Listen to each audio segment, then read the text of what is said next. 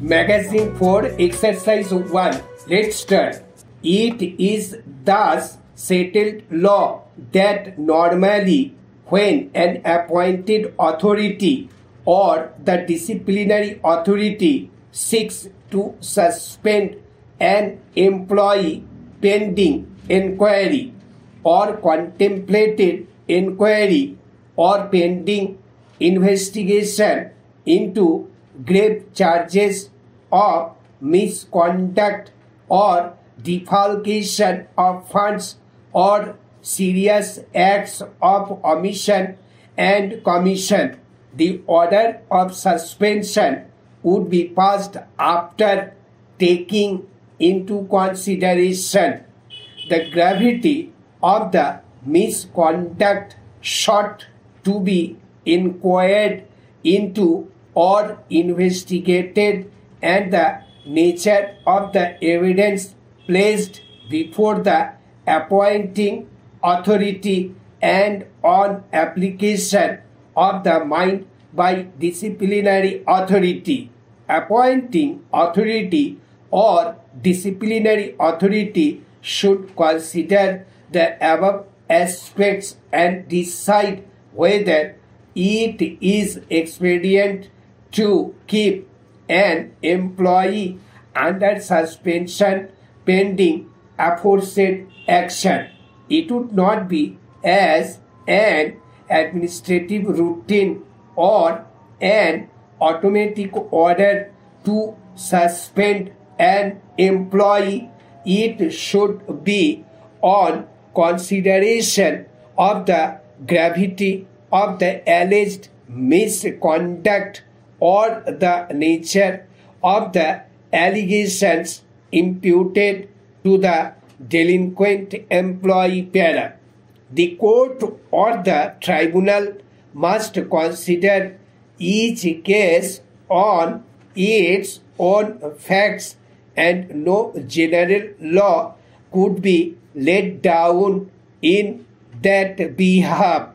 Suspension is not a punishment but is only one of forbidding or disabling an employee to discharge the duties of office or post to avail further opportunity to perpetrate the alleged misconduct or to remove the impression among the members of service that dereliction of duty would pay fruits and the offending employee could get away even pending inquiry without any impediment, or to prevent an opportunity to the delinquent officer to scuttle the inquiry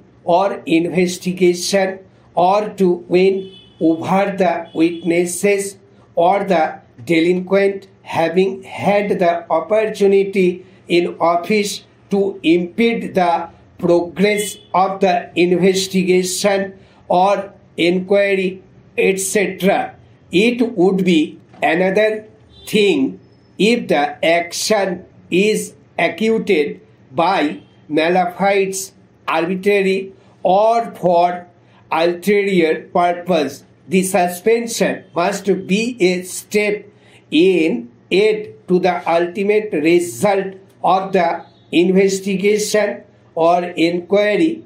The authority also should keep in mind public interest of the impact of the delinquent's continuance in office while facing departmental inquiry or trial of a criminal charge. In the case in hand, the allegations by itself are quite serious, but it does not appear as to whether the respondents themselves have made any kind of inquiry or any investigation or inquiry in the alleged criminal offense of the petitioner. The respondents have not even whispered in the inter-counter affidavit that they collected any material from the said news channel or otherwise found that the matter requires some investigation or inquiry against the petitioner in respect to any alleged criminal offense, though it is said that they have referred it to CBI, but whether any case has been registered